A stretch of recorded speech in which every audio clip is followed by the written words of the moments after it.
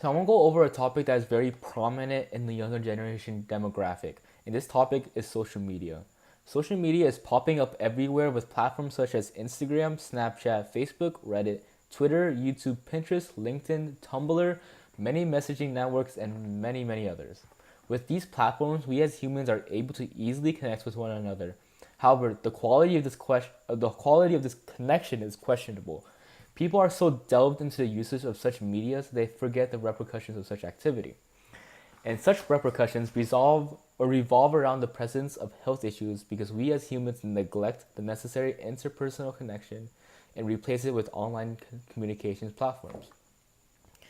Now, there are two types of communications that need to be brought up to understand social media.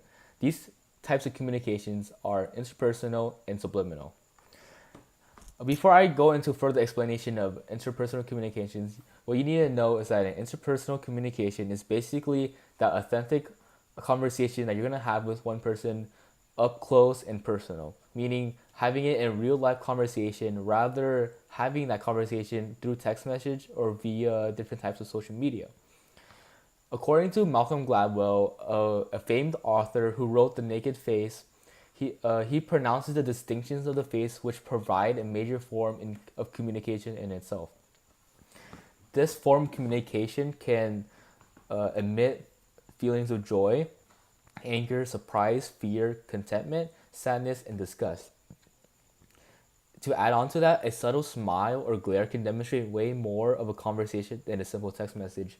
And if you were to endure a interpersonal connection with one another, you're able to provide bodily gestures and shifts in tone, which is something you would not have through a conversation of social media usage. Malcolm Gladwell also goes over the I love you scenario, which is basically an example explaining that when you say I love you in person, it's more of a sincere and genuine feeling or assertion because of your facial expressions. While if you were to say I love you on a social media website or a social media platform, you're not going to be able to admit that facial expression while you're saying I love you. The face is an extraordinary instrument of communication which cannot be overlooked. And if it was to be, we wouldn't be able to have the inherent conversation or communication skills that we were given.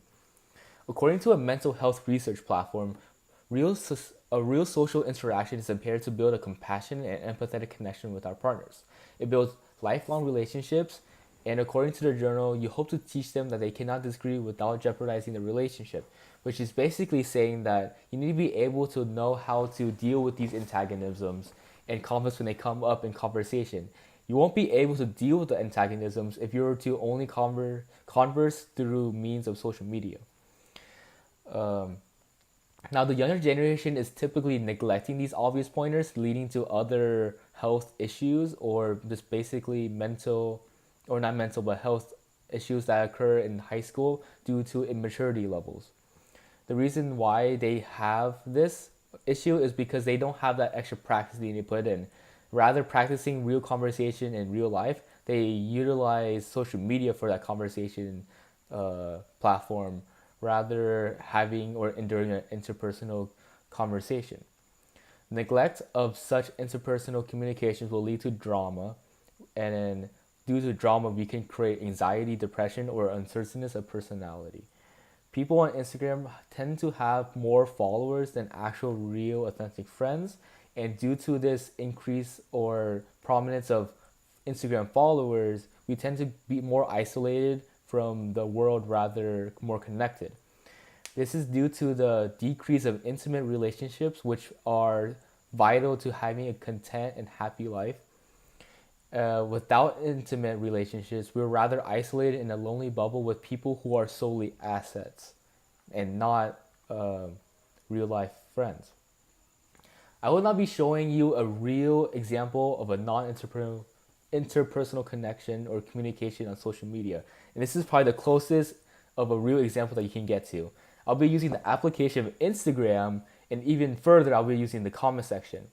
Now, if you were to look at the nuances of the Instagram comment section, you can decipher all the different types of emojis and comments people leave on the Instagram comment section.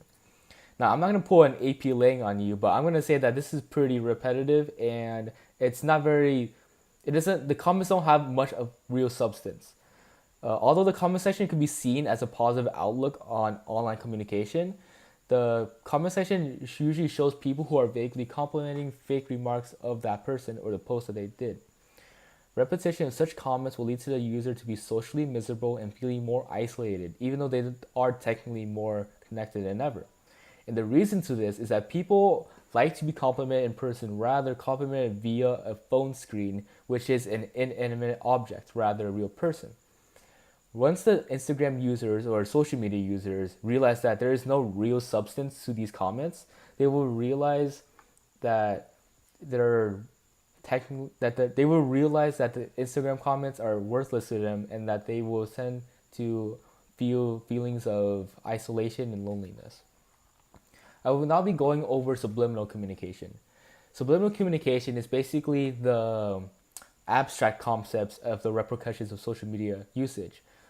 For example, if it's the reaction of how people feel or tend to act when they are exposed to the stimulus of Instagram posts or Snapchats or things like that. It also leads to the left out scenario, which is basically when people scroll through hundreds of posts on Instagram or Snapchat, they see the activity of everyday people. This subliminally influences users to believe that they must perform everyday things that these social media icons or friends are doing.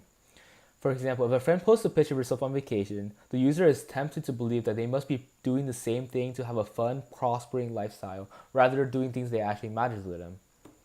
This creates a sense of anxiety that they are not having fun. I will not be talking about the idealized image. Social media users tend to make an idealized image of themselves to accommodate for the social models of social media. People's online status becomes more important than their emotional status, and this fake demonstration of themselves leads to personality lapses and can further health issues. Not being able to align oneself with these idealized media idols could also cause depression or insecurities. According to the U.S. National Library of Medicine, this may lead to incorrect conclusions regarding physical appearance, education level, intelligence, moral integrity, as well as many other characteristics of online friends. Constant over-evaluation of the other users occurs to exploitations of media, and then due to subliminal communications, we tend to overanalyze and become more anxious.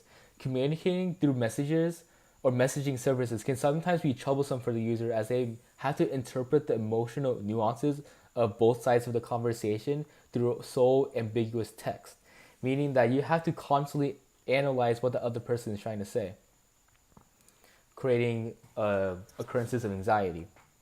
Now, I would like to reference the movie WALL-E because it's a very important example of how technology is depriving us of this communication level status that we need. The cinema basically communicates the deprivations of a quality interpersonal relationship that we need to have with others. And rather, having this conversation, people are glued to their screens. In the movie, interpersonal connections are non-existent, and this leads to issues of boredom and eventually loneliness. The movie also contrasts this to human disconnectivity with extraordinary connection of two robots that seemingly have a better connection than most of the movies in that movie. This is due to the robots' experiences together on Earth and also on the ship due to their interpersonal interactions that the other people tend to neglect. Now, a couple solutions I've come up to are people need to be mentally and physically separated from the social media outlets, and they cannot be too dependent on social media applications. Understanding the ability of building a relationship through interpersonal means and not unconditionally reply with this form of communication. Rather, utilize the most basic form of expression, up close and interpersonal.